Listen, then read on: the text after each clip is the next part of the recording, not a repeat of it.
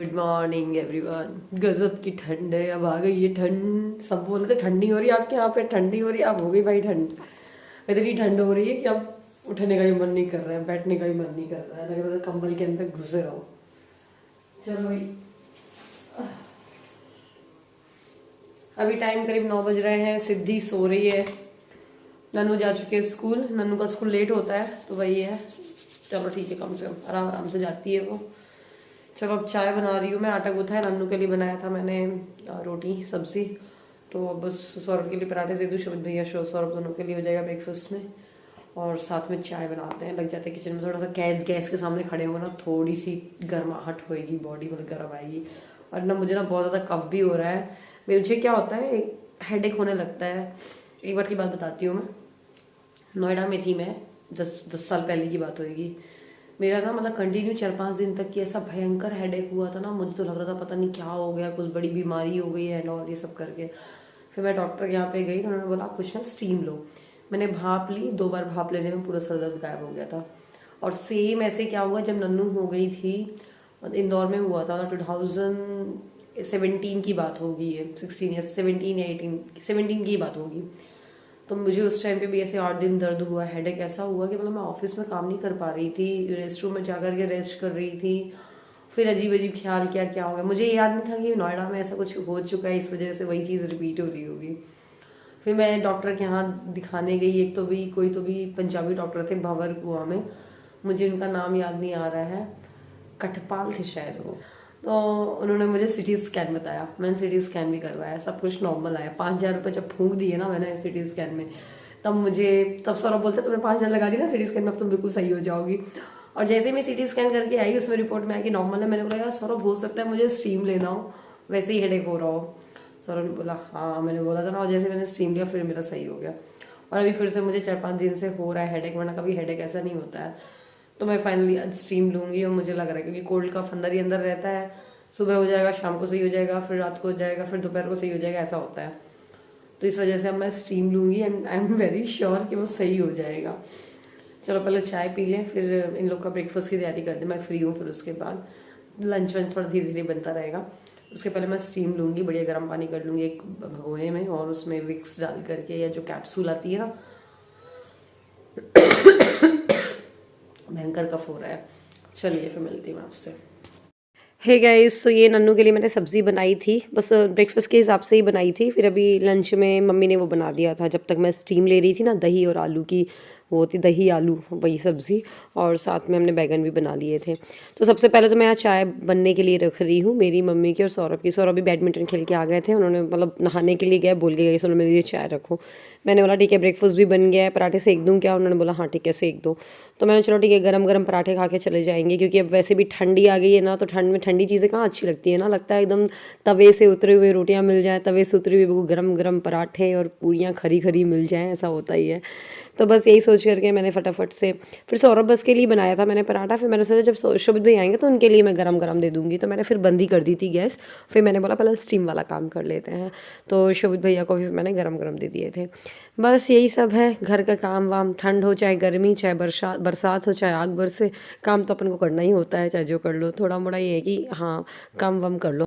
अब इतने साल से आप लोग देख रहे हो ना, तो मेरे ससुराल में ये सब नहीं है कि भैया 4 चीज़ें वैसी बननी है, दाल चावल रोटी सब्जी हर रोज़। मतलब ठीक है, बनाते तो हम वैसे रोज़ ही है, लेकिन जैसे कभी कभार मन नहीं कर रहा है कुछ भी, जैसे मान लीजिए इडली सांभर बनाया तो सब ने वही खा लेंगे, पाव भाजी बनाया तो सब ने कोई वो खा लेना है, ऐसा नहीं दाल चावल तो बने और ये सब भी बने। एनीवे, तो यहाँ पर सौरभ की मैंने प्लेट लगा दी है, सब्जी और मिर्च का अचार, पराठे और एक गुनगुना पानी उनको पीना था। फिर बस इसके बाद मैंने स्टीम लिया, और फिर मम्मी आज बना रही हैं सूजी के पापड़, खींचले बोलते हैं ना जिनको, जो तलने में इतने बड़े से हो जाते हैं। तो देखिए पानी लिया है मम्मी ने, उसमें मम्मी ने ना जीरा और नमक डाला है, बस उसको फिर गर्म होने के लिए रख दिया है। फिर जब वो बॉईल होने लगेगा ना, तो उसमें मैं सूजी डाल दी थी। मैं एक्चुअली स्टीम लेने लग गई थी ना, इसलिए मैं अच्छे से वीडियो ही नहीं ले पाई। कभी बना लेंगे, अगर आपको ज़रूरत हो तो थोड़े से बना के दिखा देंगे। मैंने बोला कि यार मम्मी, तो मैं वीडियो नहीं ले पाई। मम्मी ने बोला इतना सारा तो उनकी क्वांटिटी में आप लोग को बनाना भी नहीं है, और जब भी थोड़ा सा बना के दिखा दोगे तो आप लोग को समझ आ जाएगा। हालांकि है बहुत सिंपल बनाना। तो सूजी ना आप देख लो कंसिस्टेंसी ऐसी रहनी चाहिए और थोड़ी सी अच्छे से वो सॉफ्ट हो जाए, आप छू के देख लो, दरदरी नहीं रहनी चाहिए बस। और इसको गरम गरम ही धूप में ऐसे डाल देना है, क्योंकि ठंडी होगी तो वो गाढ़ी हो जाएगी, फिर आपको डालते नहीं बनेगा। तो बहुत ही ज़बरदस्त चिप्स नहीं सॉरी पापड़ बने हैं पतले पतले। तो बस इस तरह जैसे डोसा का बैटर रहता है ना, उसी टाइप से ही है ये, इडली का जैसा होता है वैसा ही। और मैं इसको ना स्पैटुला से ही ऐसे ऐसे कर फैला रही हूँ, जिससे कि वो जल्दी जल्दी पतले रहें और अच्छे से बन जाएँ। बस गई इसके बाद क्या हुआ था, मैं ना नीचे आ गई थी, तो फिर मेरा फिर से ना हेडेक स्टार्ट हो गया था। फिर मैंने बोला कोई नहीं, अभी 1-2 दिन स्टीम लेंगे तभी सही होगा। फिर मैं आपको डायरेक्ट मिल रही हूँ शाम को, और मैं अब तैयार हो रही हूँ फेस्टिवल जाने के लिए। आपको पता है ना, अभी फेस्टिवल चल रहा है, फिल्म फेस्टिवल खजुराहो में। तो वो पहले दिन गए तो बच्चों ने परेशान नहीं किया, तो सोचा चलो आज भी चलते हैं। और सिद्धि के साथ जाओ तो क्लचर तो करके ही जाओ, वरना उसको गोदी में लेना होता है, बाल तहस महस हो जाते हैं। तो उसके साथ जब नहीं जाना होता तब मैं भले ही हेयर ओपन कर लेती हूँ। वैसे ही मेरा हेयर स्टाइल मतलब रो रो के बोल रहा है, चीख चीख के बोल रहा है कि उसको हेयर कट की ज़रूरत है। तो मैं देखती हूँ, सोच रही हूँ जल्दी करवा लूँ दिसंबर में ही। और ये इस कुर्ते सेट के साथ, मतलब ये क्वाड सेट टाइप का है, तो इसके साथ मैं ये वाला जैकेट वेयर कर रही हूँ, अच्छा लग रहा था। दुपट्टा तो है नहीं इसके साथ, ऑब्वियसली क्वाड सेट के साथ कहाँ आता है दुपट्टा। तो मैं वो एक दुपट्टा ले लिया था। फिर मैंने हालांकि नीचे जा करके स्टोल ले लिया था, मैंने बोला दुपट्टे से बेटर है स्टोल ले लो, तो कई बच्चों को ठंड लगेगी ना वहाँ फेस्टिवल में, तो पहनाने के लिए हो जाए, उड़ाने के लिए हो जाए। रेडी हो गए हैं, चलो तो रेडी हो गए हैं। नन्नू ट्यूशन पढ़ रही है, मैंने वीडियो अपलोड पे लगा दिया है। आज ज़्यादा कुछ काम नहीं कर पाई मैं, मुझे इनफैक्ट शूट भी करना था 1-2 वीडियोस, बट कर नहीं पाई, टाइम नहीं था ज़्यादा। आज हमने खिचड़े बनाए ऊपर, आपने देखा होगा, ज़्यादा कुछ उसको भी डिटेल में दिखा रखी। और सिद्धि सो चुकी है, सिद्धि उठा के चलेंगे। मम्मी का शॉली ऊपर आ गया था कल रात को। सो गाइज़ ये यहाँ पर मैं किचन में आ गई हूँ, केक आज आया हुआ था, तो बस बच्चे खा लिए। मैं बोली मेरा ही मन कर रहा है खाने का, तो मैंने फिर थोड़ा सा बोल में लिया था खाने के लिए। और फिर मम्मी बोल रही चलो सुनो यार चाय बना लो, चाय पी करके चलते। और सही बात भी यार, फिर वहाँ 1.5-2 घंटे के लिए जाना है, तो मैंने आज पी भी नहीं थी। तो मैंने बोला चलो मम्मी की बना रही तो मैं भी अपनी थोड़ी सी बना लेती हूँ। तो आधी कप मैंने भी पी ली थी।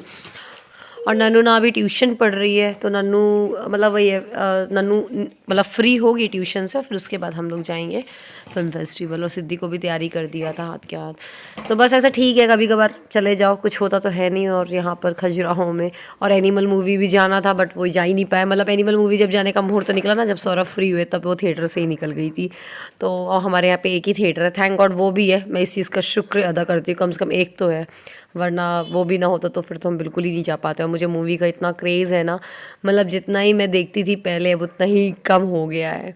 तो एनीवे ये सिद्धि की मैं सिपर रख ले रही हूँ, ये लव लैब का 20 सिपर है। इसको पता है इसका मतलब वेटेड स्ट्रॉ है, तो इसको किसी भी एंगल में लेकर के बच्चा पीता है ना, तो आराम से वो मतलब पानी सिप कर पाता है। बस साथ में मैंने दूध वाली बोतल भी रख ली है। और ये हैंडबैग सब पूछ रहे थे कौन सा है, ये बैगेट का है, मेरी भाभी हैं बुआ की बहू, उन्होंने मुझे गिफ्ट किया था। और बस हम ये पहुँच गए हैं फिल्म फेस्टिवल में। यहाँ पर पता है ये वॉइस ओवर आर्टिस्ट आए हुए थे, महाभारत में इन्होंने अपनी आवाज़ दी, आप खुद ही सुनिए। आंखें बंद, क्योंकि मैं समय हूँ और आज महाभारत की अमर कथा सुनाने जा रहा हूँ। ये महाभारत भरत वंश की कोई सीधी सादी युद्ध कथा नहीं है। ये कथा है भारतीय संस्कृति के उतार चढ़ाव की। ये कथा है सत्य और असत्य के महायुद्ध की। तो अच्छा लगा इनकी आवाज़ सुन करके। और बहुत सारे आर्टिस्ट ऐसे आते हैं और अच्छा भी लगता है। फिर इसके बाद ये बहुत ही अच्छा सा डांस परफॉर्मेंस हुआ था। ये मुंबई से ग्रुप आया हुआ है, तो ये 7-8 दिन यहीं रुकते हैं और हर रोज़ परफॉर्म करते हैं।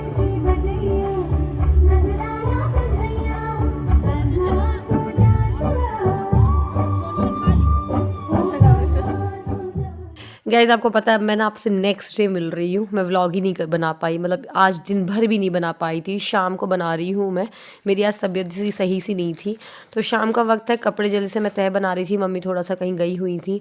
और पता है आपको ये जो फिल्म फेस्टिवल है, यहाँ पर उन्होंने मेरा प्रोफाइल भी लिया था, मेरे यूट्यूब चैनल का मतलब सब कुछ, तो मैंने उन्हें डेटा दिया था कल। तो उन्होंने मुझे आज कॉल किया है, अवार्ड मतलब मिलने वाला है करके, सम्मान टाइप्स मिलने वाला है।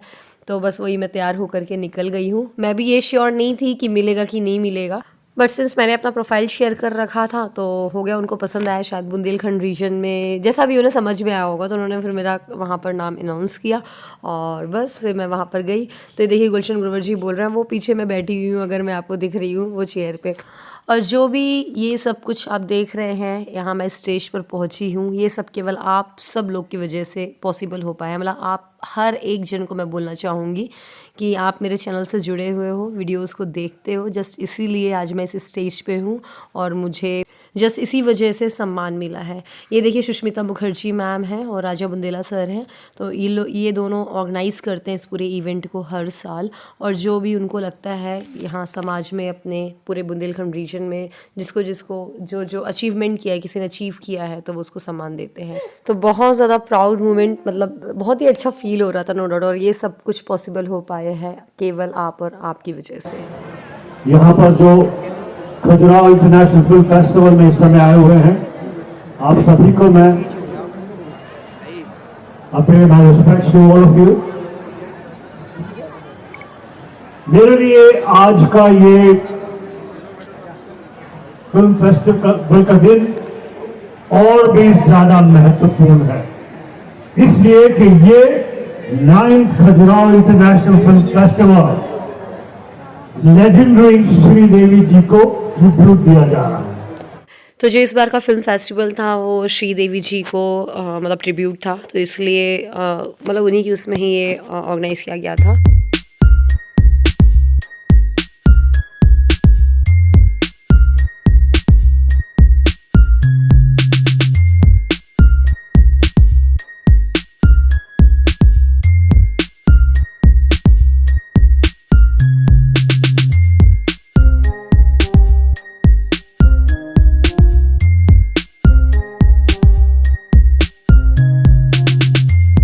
आपको पता है वहाँ पर बैठी हुई थी मैं, फिर क्या हुआ, सिद्धि भी रोने लगी थी, वहाँ दादी के पास थी, तो फिर सिद्धि मेरे पास स्टेज में आकर के थोड़ा देर बैठ गई थी, फिर बस मैं सिद्धि को लेकर के आ गई थी बाहर।